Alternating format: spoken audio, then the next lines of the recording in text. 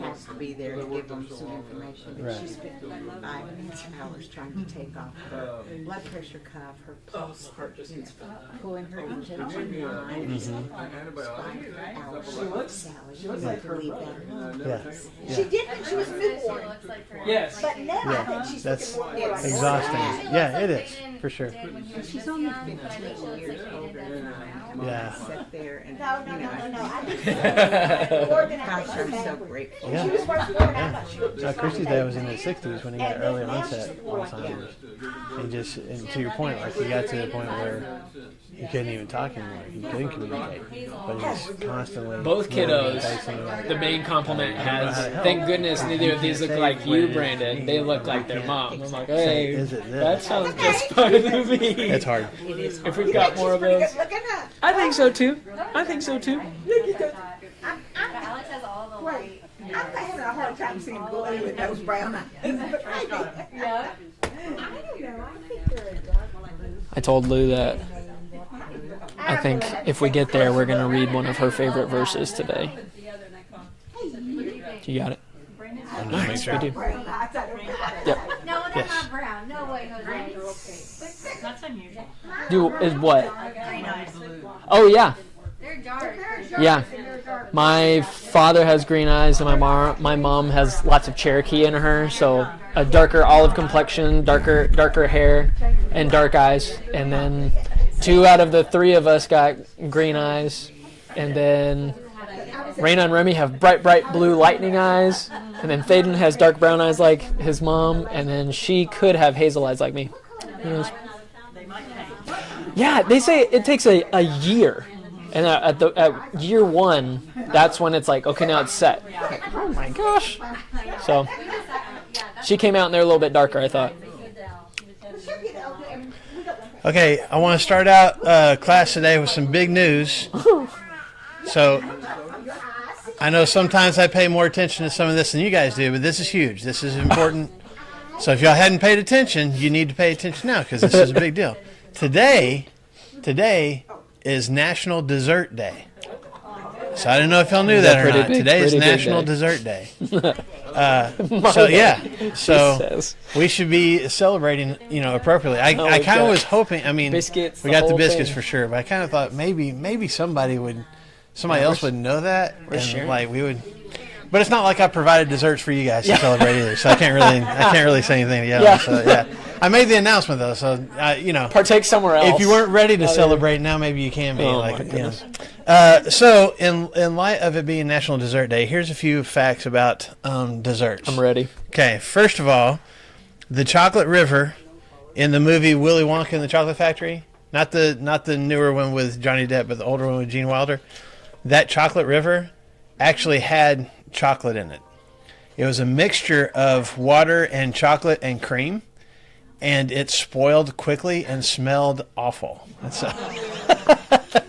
Surely there's a better way to do that. There was a better way when they did the reboot. They did it. I don't know. It's some kind of concoction, huh?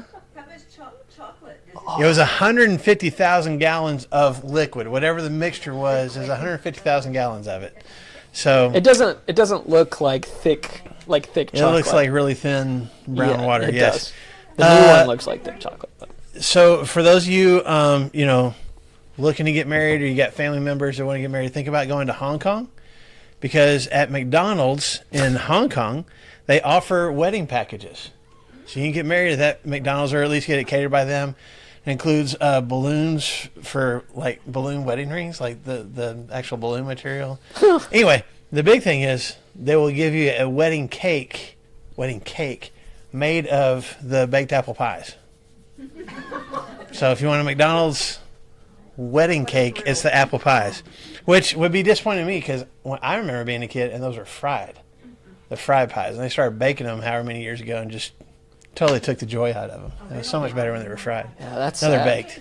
That's sad. They're baked, yeah. Okay, there is a tradition in the U.S. Senate that started in 1965 called the candy desk.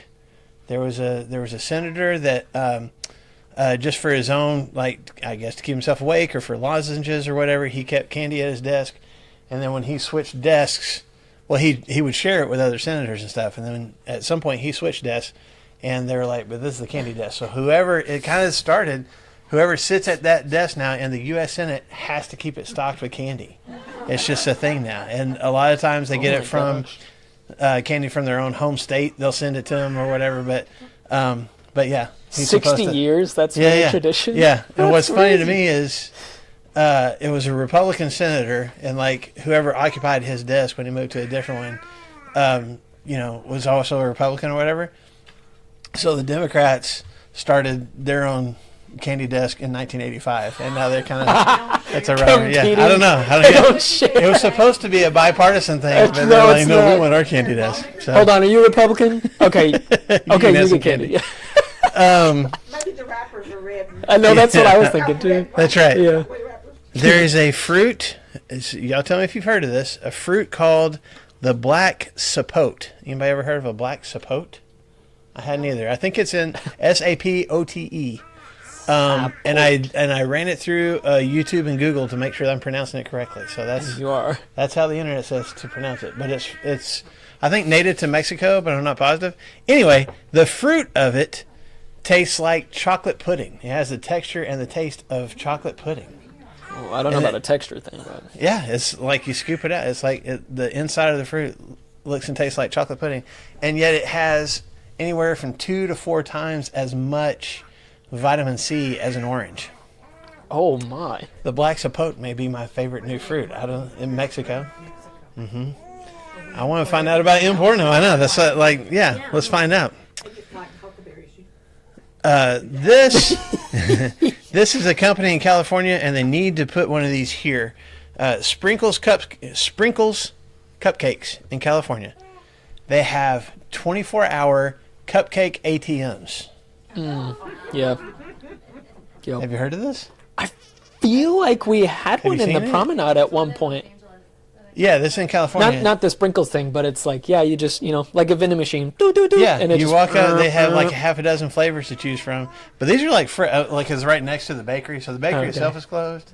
But this is still there. So 3 a.m. you could go get your sprinkle. Yeah, you walk up, pick your flavor, swipe your card, and then you see this mechanical arm go, and it's the cupcake with that much frosting on top and everything. I was like, dude. Yeah, and what's that called? Saying. It's the robot. Yeah, they have a punny name for it though. Yeah, so you can get coffee and sprinkled. Yep. Nice. Last one. Yeah, robage. Okay, and y'all may have heard of this guy, so this may be a reminder. But in 2010,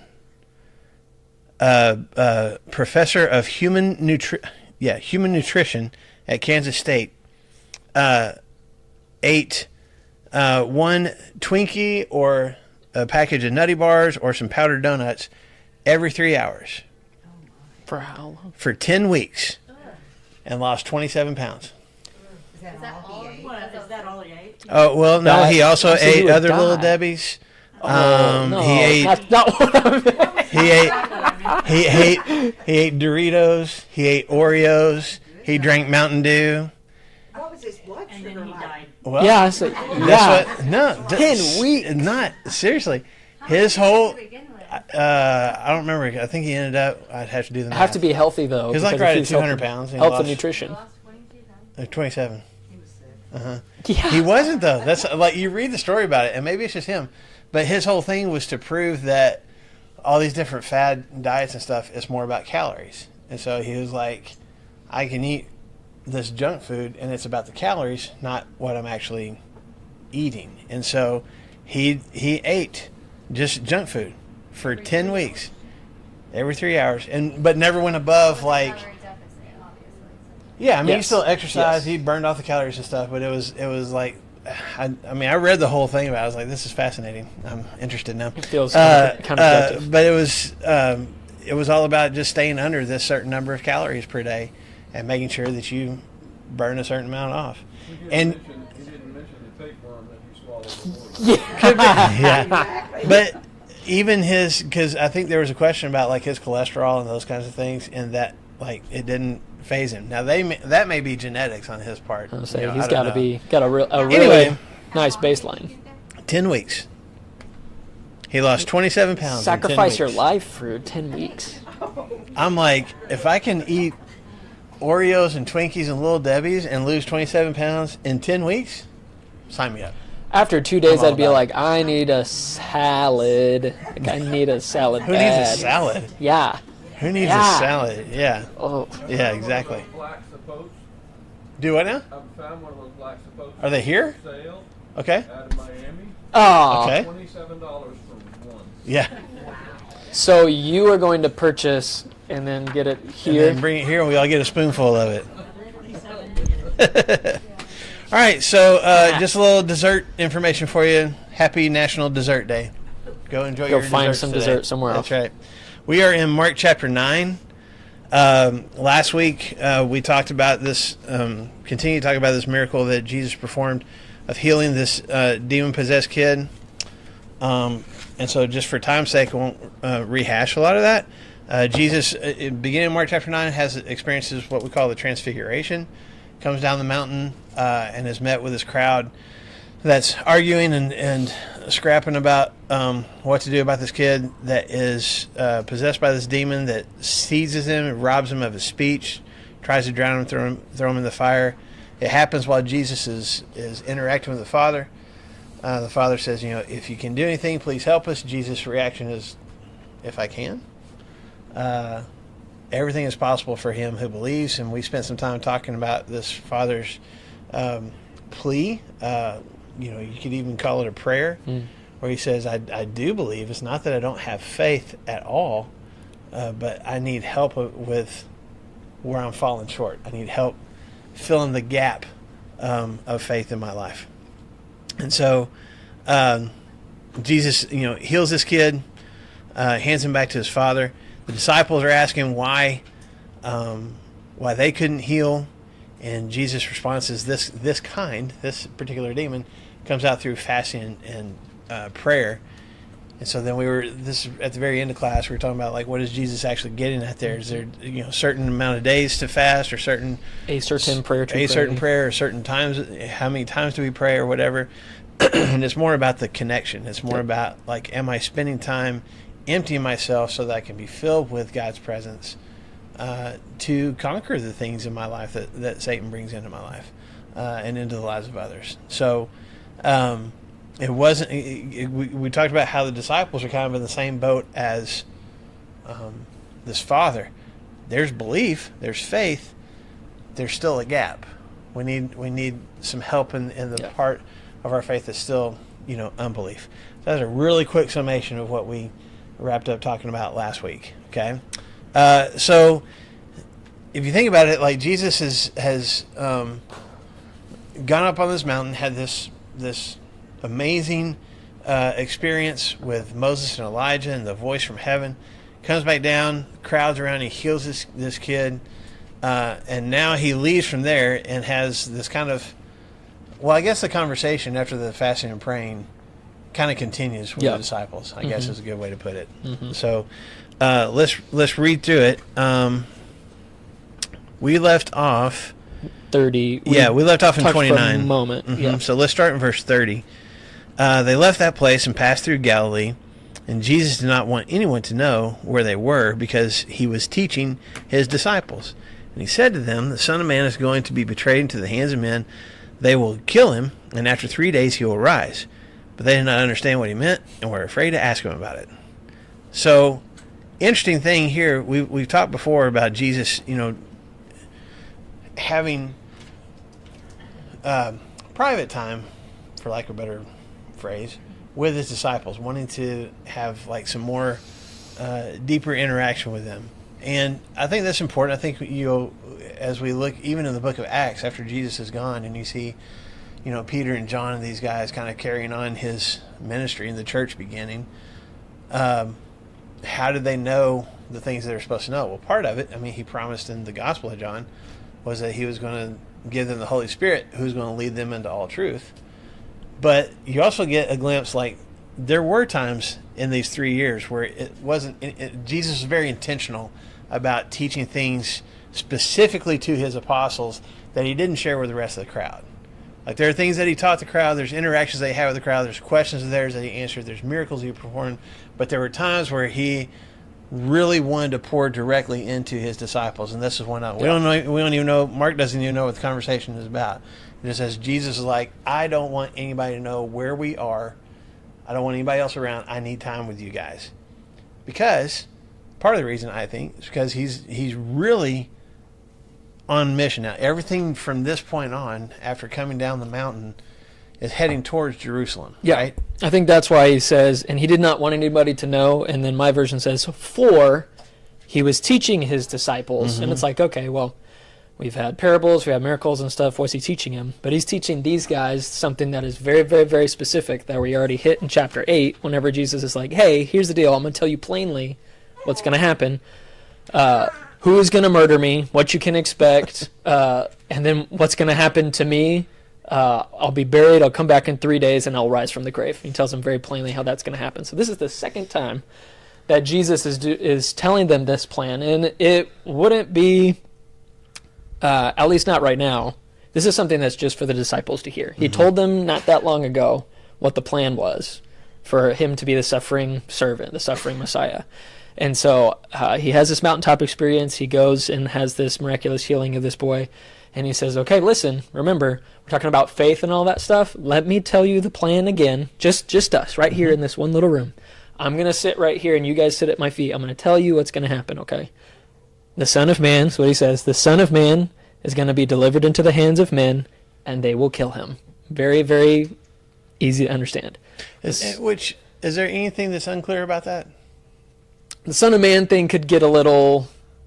I mean, calling himself Son of Man, you get into the whole Ezekiel thing and stuff like that. But, Right. But, I mean, we understand. We understand what Jesus is talking about here, right?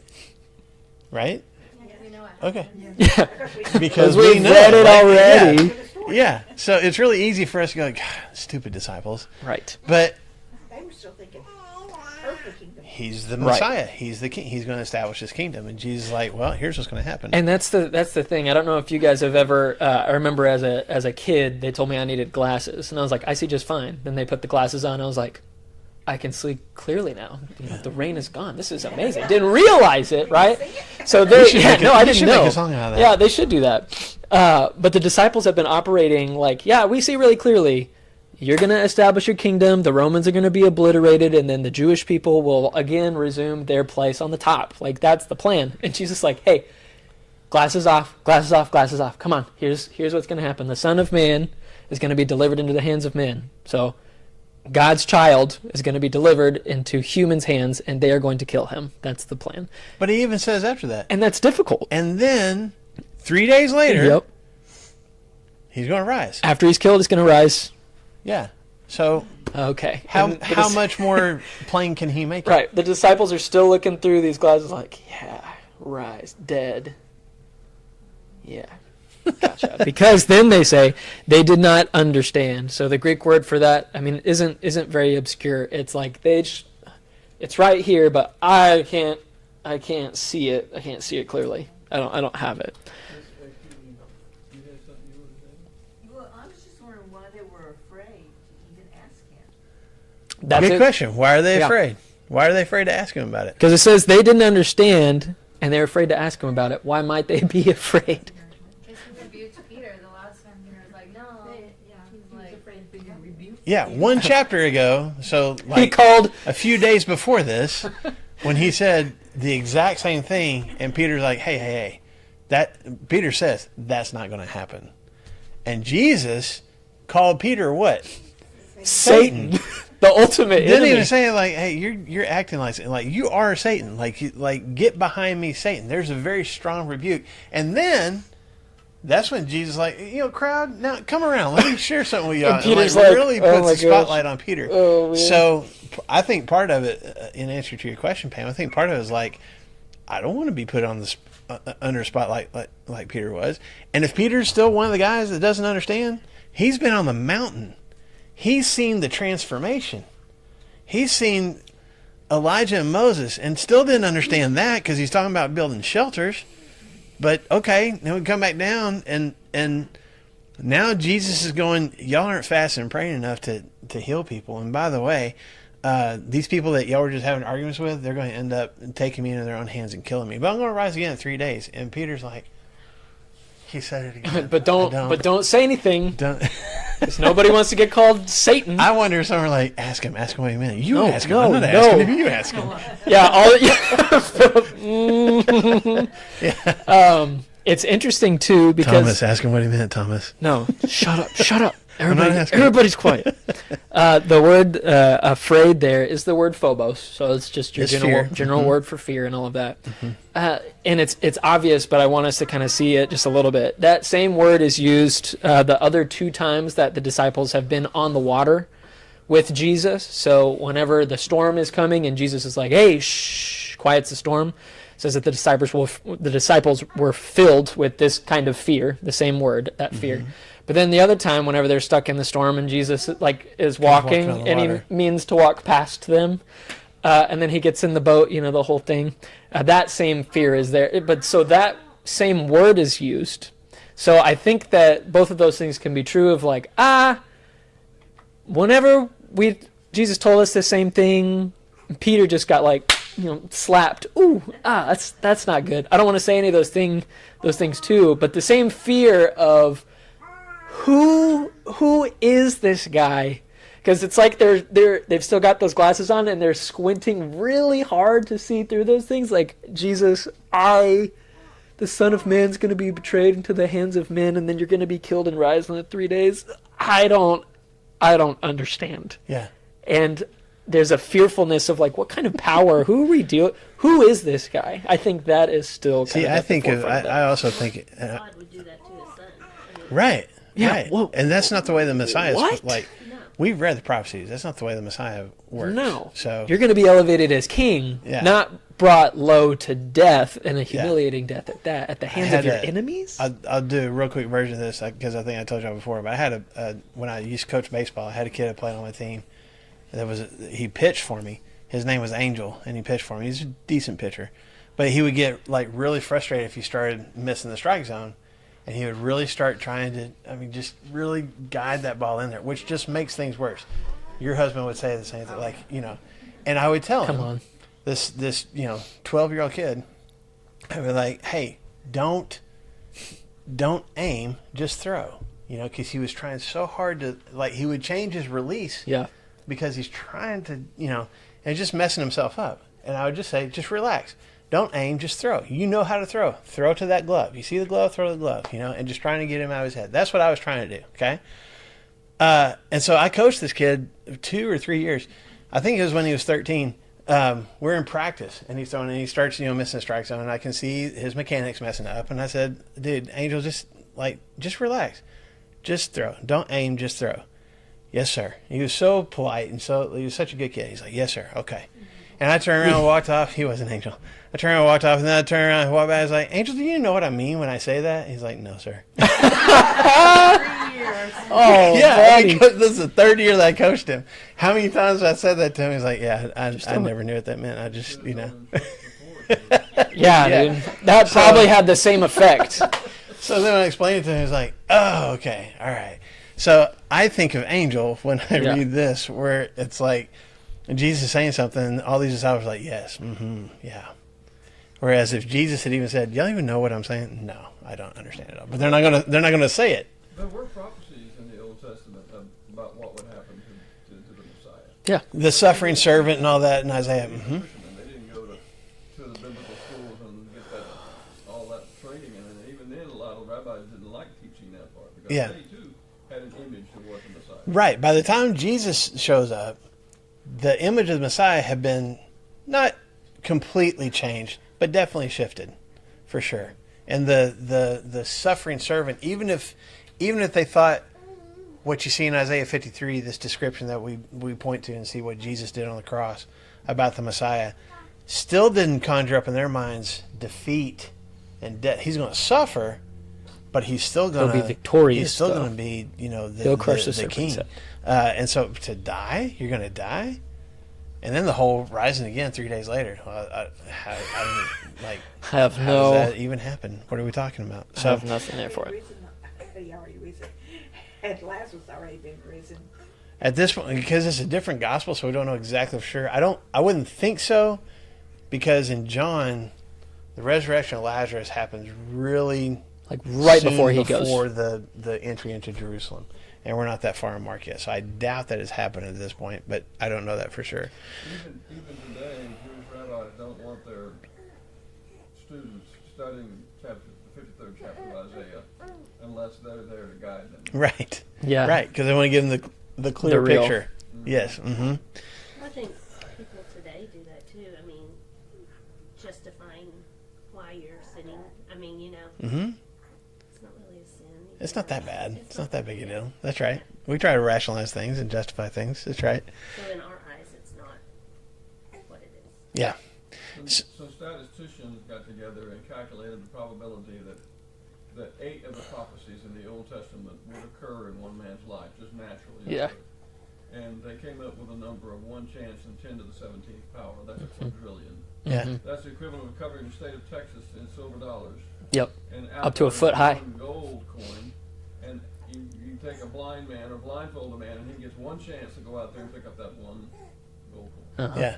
So that's the chance that those could just Only naturally 8 Right. of the 350 Yeah, the 300, the 300 plus, yeah. that Jesus fulfilled. So let's keep going to Mark chapter 9 because the disciples are not done having kind of conversations between Yeah. themselves. So take what Jesus has just done. Mm-hmm. He said, guys, this one is just for you. He takes them and sits them down and says the plan. And the rest of this, all the way through at the end of the chapter, is all about, guys, listen, you are putting other people first. You're putting other people first. Because that's what Jesus is doing. He is sacrificing his life for them. So the rest of the chapter is like, hey, listen, you guys put other people before yourselves. And they totally understand that. They totally get that. Begin verse 33. They came to Capernaum, and when he was in the house, he asked them, what were you arguing about on the road? Let me just stop real quick. So all we know is they're going somewhere through Galilee at this point.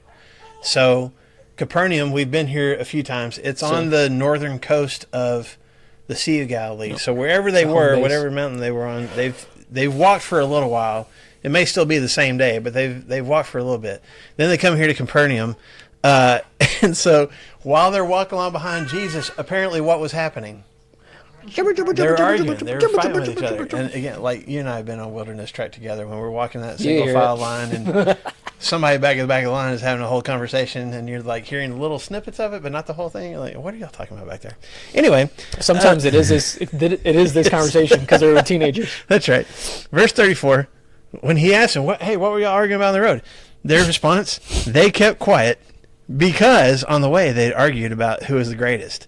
You ever get on to the kids and go, hey, what were y'all arguing about? And they don't want to answer? But you already know. Hey, what was going on back there? And they're like, Nothing. Yeah, that's the reaction of we're the talking about disciples. lunch. We were talking about lunch. So sitting down, which is the teaching position in Jewish culture, sitting down, Jesus called the 12 and said, if anyone wants to be first, he must be the very last and the servant of all. He took a little child and had him stand among them, taking him in his arms. He said to them, whoever welcomes one of these little children in my name welcomes me, and whoever welcomes me, whoever welcomes me does not welcome me, but the one who sent me.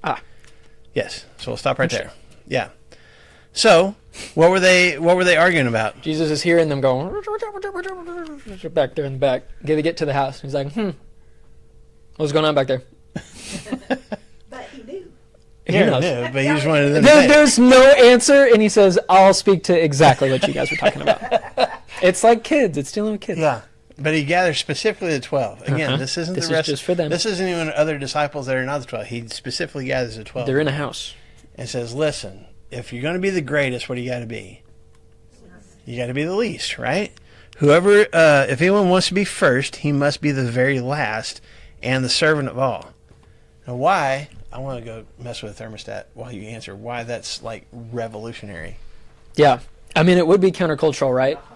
Well, I'm hot. It's 72 in here. What's the... I'm sorry. I would say... Guys, imagine wearing pants and a flannel. That'd be crazy right now. Middle of October, right?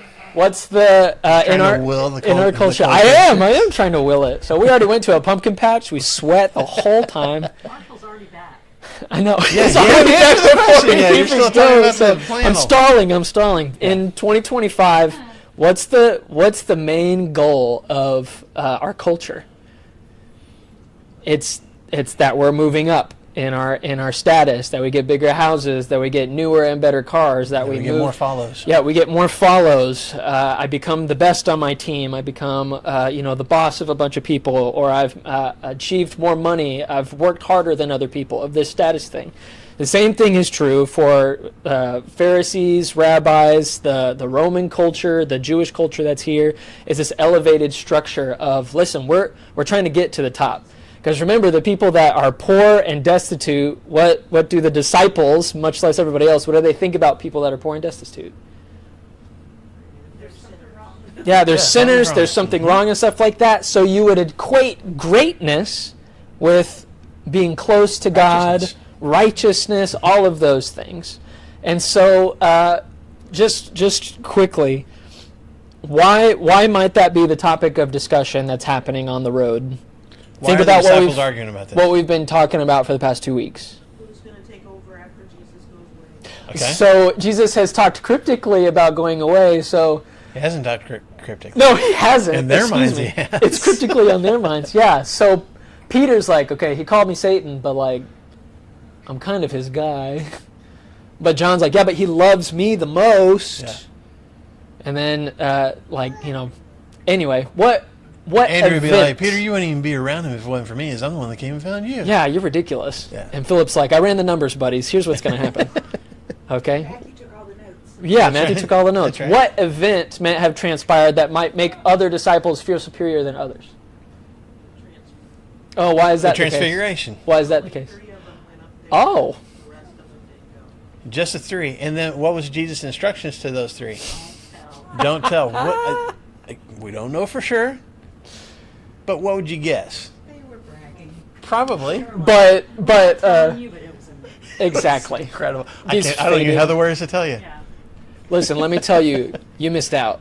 That's all I'm gonna say. That's all I'm gonna say. They got their inside jokes. They're walking in Capernaum Yeah. like, hey, Peter, want to build 3 shelters? Y'all wouldn't understand. You weren't Philip, there. that's a nice white tunic, right, boys? Because the longer, oh man, it's crazy. So, very big possibility that there is a pecking order within themselves, and it's Well- hard too because Jesus also, there's the 3 that he's very close with.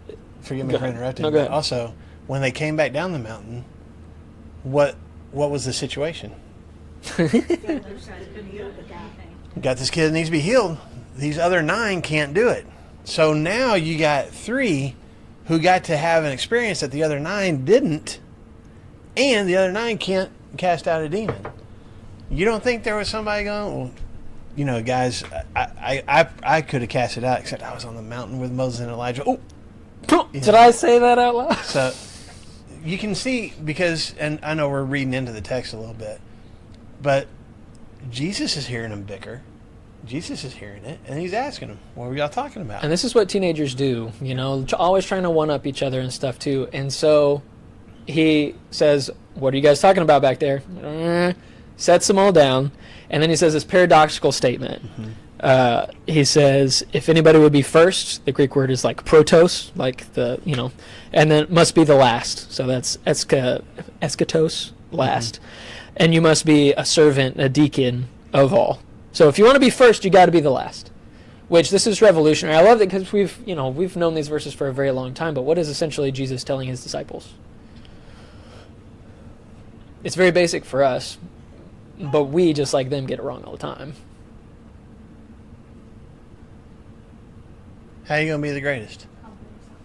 Humble yourself. Be the servant of everybody else. Which is just backwards. It just doesn't make sense. The servant is the lowest one on the totem pole. The servant serves, ultimately the master, but then, whoever's ranking underneath him until you get down to the servant, right? And he says that's the goal. You start, that's where you want to be, yeah. is at the bottom. Which is just, so to give them, to help drive the point home, what does Jesus do? Grabs a little child, okay? because they're in somebody's house, so there's some kid running around, grabs a child, and Mark says it's not just like, come here, kid, stand right there. He brings the child into the middle of the circle. He does do that, but then what does he do? Holds him. This isn't like hand on the head or just, this is an intimate touching, cradling this kid, hugging, and we don't know how old the kid is, but hugging this kid in his arms, and he's going, this is what greatness looks like. And if you're not willing to welcome this little child, you're not welcoming me. Because how much value does this random child have in the grand scheme of Jesus' ministry? The word is zero. There's no reason.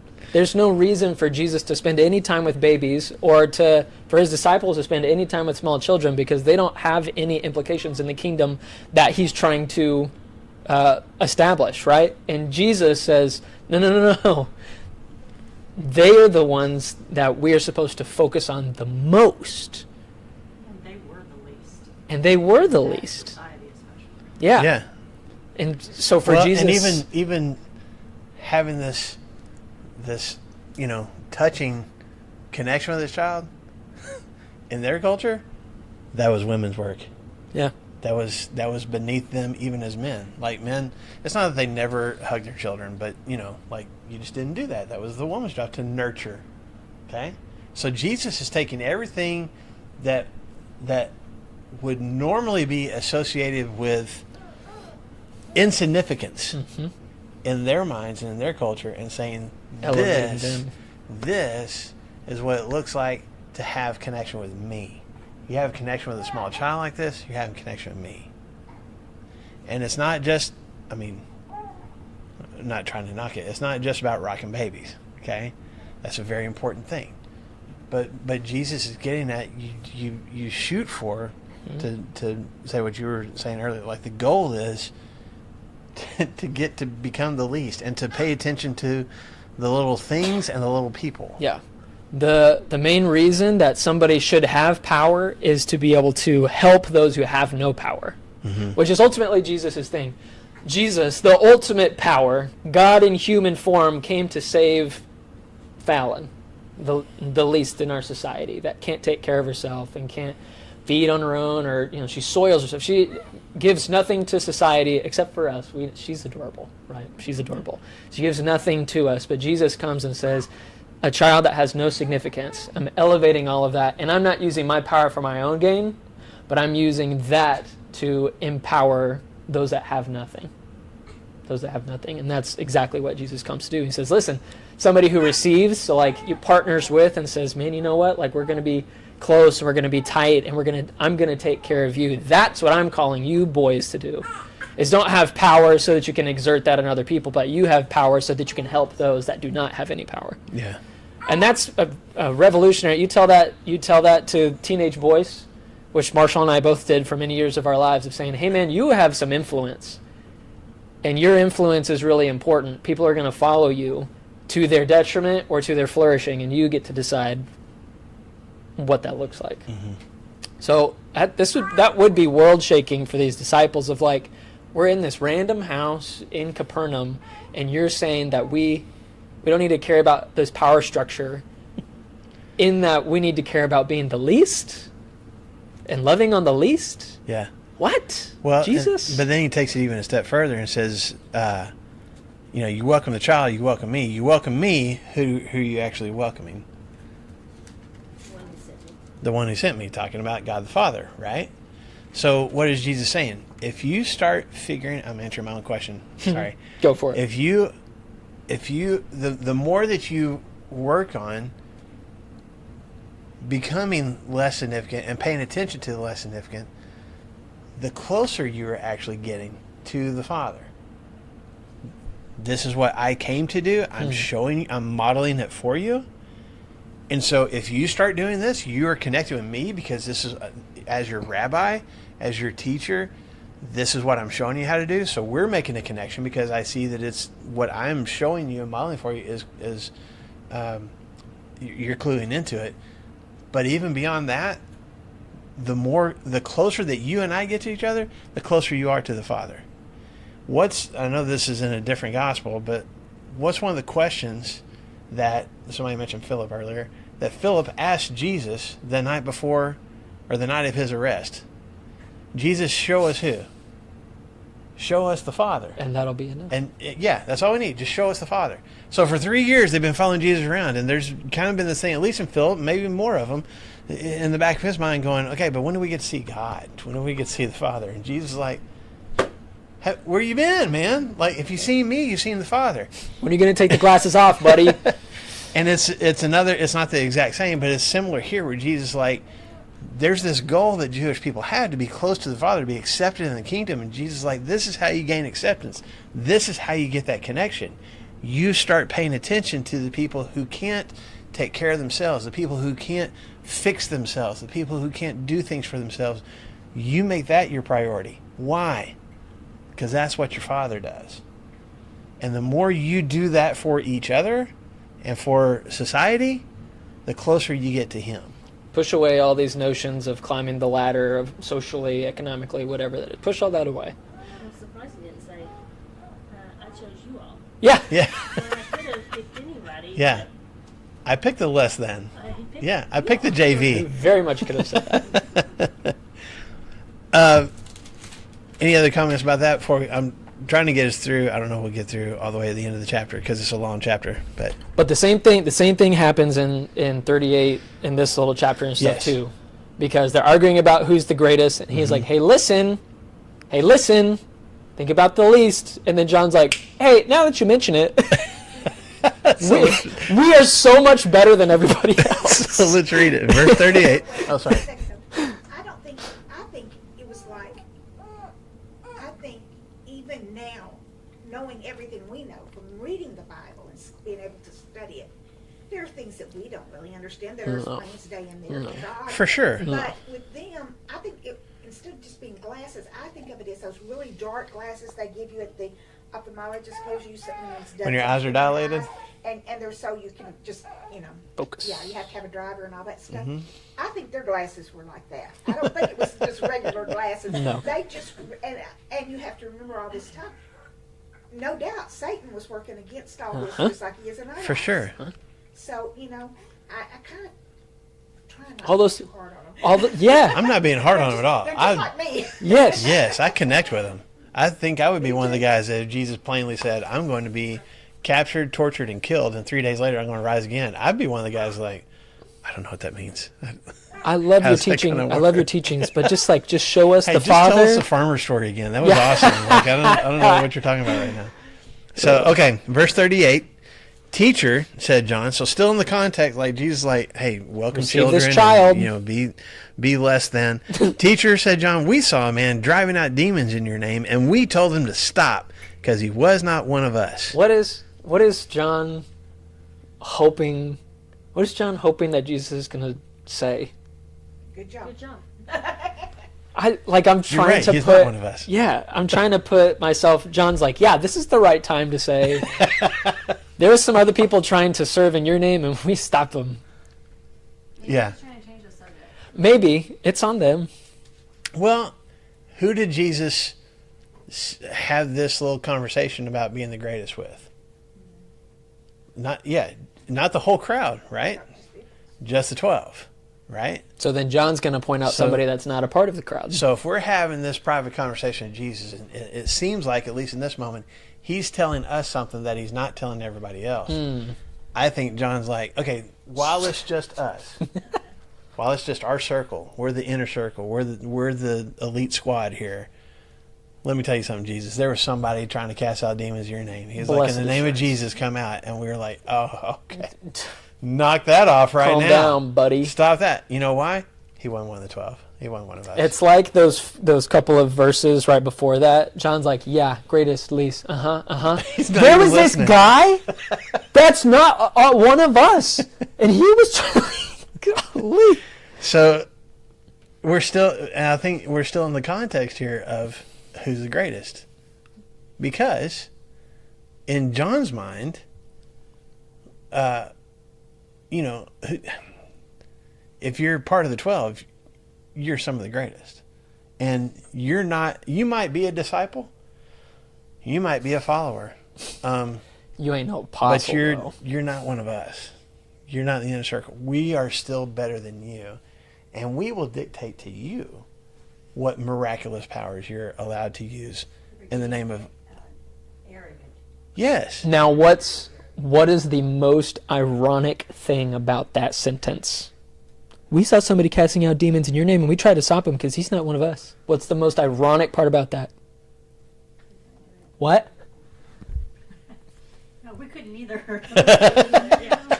You big Now, dummies. John wasn't one of them, but You big yeah. dummies. Yeah. But it's like, yeah, here's some guy that's doing good in the name of Jesus, and we tried to stop him.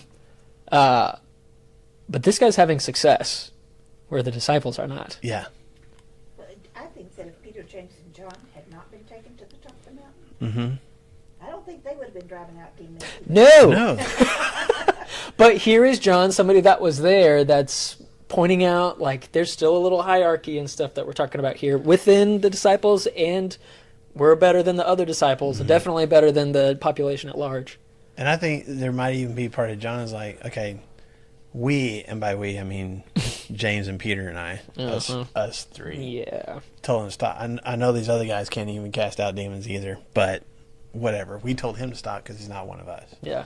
So it's just this. It's immediately after Jesus says, "Do your best to be the least," that John says, "Yeah, but okay, we all know. agree. We will do that, but just know there's somebody else who is trying to be one of us, and we know he's not. He's not one of us. He's not as good as us." This is kid stuff, man. This is teenager stuff. I say that knowing that we do that all the time, but for sure these teenagers are like, yeah, he's not part of the group. He's not wearing the jersey. What? Yeah. No, that's not okay. Okay, yeah, we weren't able to do it either, but they're not a part of us. Oh, but well, hold on a second. Keep going. So let's look at Jesus' response. Okay, in verse 39, "Do not stop him," Jesus said. "No one who does a miracle in my name can in the next moment say anything bad about me. For whoever is not against us is for us. I tell you the truth, anyone who gives you a cup of water in my name because you belong to Christ will certainly not lose his reward." And like, Jesus kind of shuts down that Jesus jukes him. that feeling of superiority and exclusiveness. He shuts that down pretty He's like, quick. why are you trying to stop him? Yeah, Why are you trying to? He's doing good, and he's actually succeeding. yeah. Is he doing good stuff? Yes. In my name? Yep. So people are believing in me because of what they're seeing in him? Yes. Don't tell him to stop it. He's not in the group. He's not in the group, though. And it seems so silly. You know, Lou, you brought this up a second ago, and like we can look back at the disciples and go, God, those idiots! Holy cow! How judgmental do we get of other people doing good things? How many I don't know, kind of do they have this checklist of qualities and character traits for me to approve of what it is that they're doing? I'll just be real direct. How often do we in one denomination criticize people in another denomination who are doing really good things? Yeah, but you know what their worship style is like? Yeah, you know what their pastor preaches like? You know what they allow people to do at their church? So whatever they did, God can't approve of that, at least not as much as he approves of what we're doing. And I think Jesus is just shaking his head going, they're doing good stuff.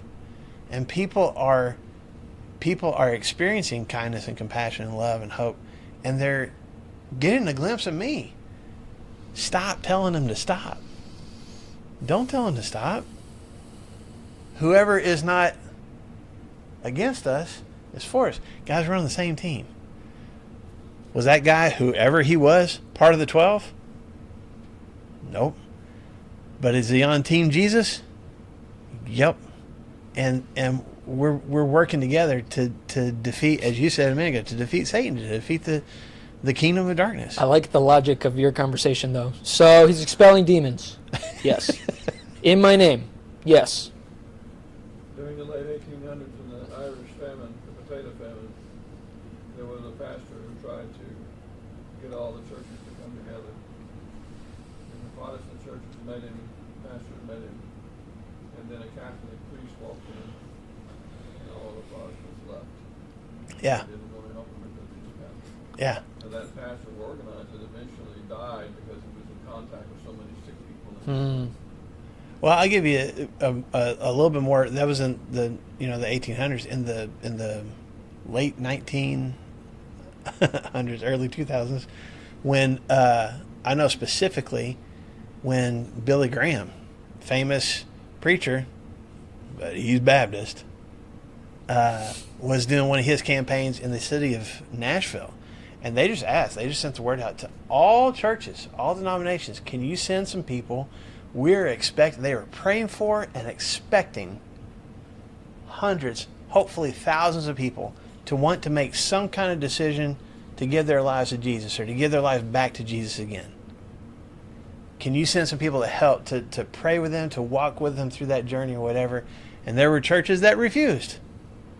Why? Because we don't like him, or we don't like his denomination, or we don't like all the things that he says. But there's people giving their lives to Jesus, right? Right.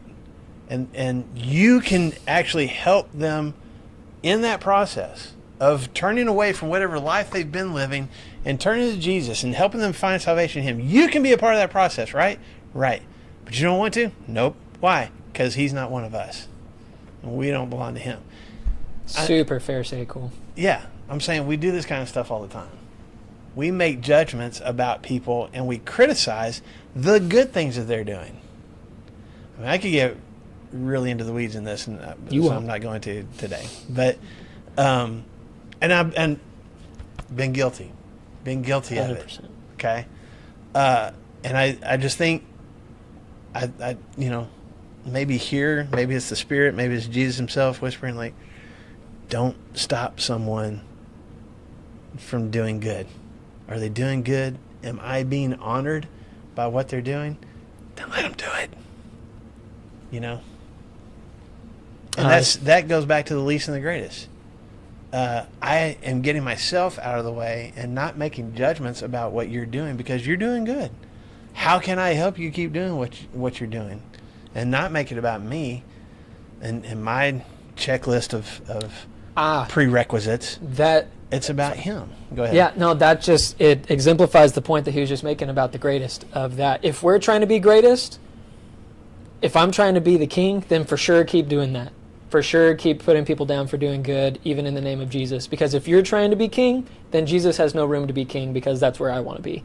If we're going to be the least, then we realize that the kingdom is much bigger than Brandon's influence. It's much bigger than Flagstone's influence. It's much bigger than whatever church's influence that you have, because we're trying to serve Jesus, who came to obliterate the devil. That's what 1 John 3:8 says, is that Jesus came into the world to destroy the works of the devil. So if that's happening, that's the least's response of saying, let's go. Let's keep building up this kingdom that I am a servant of, not the king of. Yeah. What was the miracle that John got upset about? What was this guy doing? Casting out demons, right? Okay, let's look again at what Jesus says at the very end of this in verse 41. I tell you the truth, anyone who gives you a cup of water in my name, because you belong to Christ, will certainly not lose his reward. What is Jesus saying? Even the insignificant acts, I should put insignificant in quotes, the insignificant acts of kindness and compassion that somebody else does that's not a part of this circle, they're going to get the same reward that you guys get. So let me just be clear. You guys think that because you're part of the 12 and you have in your mind this kingdom that I'm going to establish, and you're going to be part of the royal cabinet, you're going to be, my henchmen, my right-hand men, you're going to be the generals of the army, whatever title, whatever picture you want to create of that, which entitles you to more honor and more glory and more prestige because you're part of the inner circle.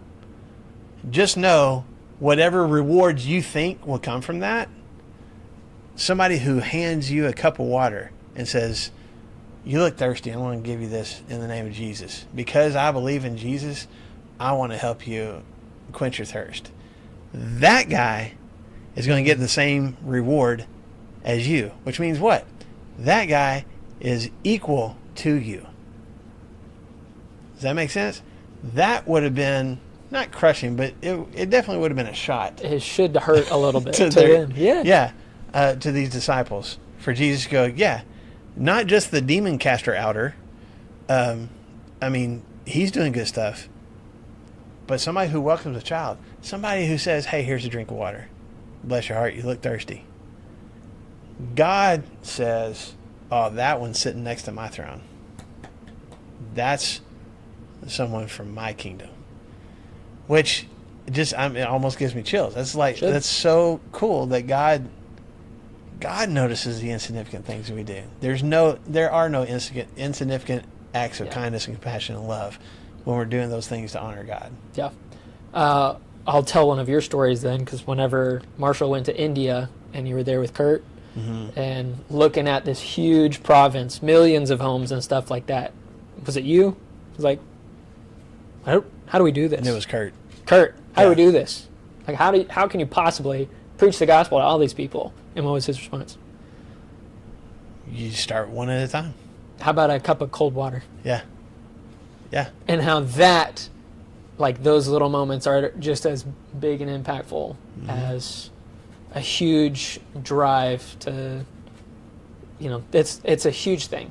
I don't think there's, like you said, there's no such thing as a little move for the kingdom of God. They're all big moves. We put those labels on it. Yeah. But God's like, that They're was all huge. big moves. It's a lot like that parable of the workers that worked in the vineyard. Some came in the morning and some came at noon and some came at night. And I don't know if it still does, but that used to really frustrate me. She was like, if I worked out in the sun all day, they come in at the last hour and they're going to make money. That is just wrong. Which is what Jesus, what the crowd was like, said. too. Yeah, that's not fair. That's our human response to it. Yeah. But that's exactly the same thing. Yeah. Because it's up to God to decide what matters and what doesn't. Thank I'm just God. going to, he's given me gifts and abilities and opportunities. What are you doing with the opportunities that you're given? And do we have eyes to see those opportunities when they come? In God's eyes, casting out an evil spirit, an evil presence of Satan, is the same as wrapping a kid in your arms that needs a connection or giving somebody a cup of cold water. Exact same thing. Wow. We sit there and go, anybody can give a cup of cold water. Okay, well then why don't you? Go give a cup of Why cold don't water, you? man. And Jesus is like, no. You want to get, this is still in that same conversation. You want to get closer to God? You get closer to the least. You make the little impacts, and those make kingdom impacts. So it's a good place to put a bookmark. We'll finish chapter 9 next week and maybe get into chapter 10. So thank you guys for coming today. Go out and do something for the least of these. It's National Dessert Day. Go give somebody a piece of pie or something. Give them a cookie. A bunch of those apple pies. Just in Jesus' name. In Jesus' name. In Jesus' name. That's right. That's right. Just dole them out to people that need them. Thank y'all. By the way, those of y'all who haven't, if you haven't signed up to host a trunk for Trunk or Treat, but you're planning on hosting a trunk, please go ahead and sign up. As of right now, we only have, I think, 12 officially. And so that's like not even half of what we were hoping for. So we need more trunks. And if you're thinking to yourself, I've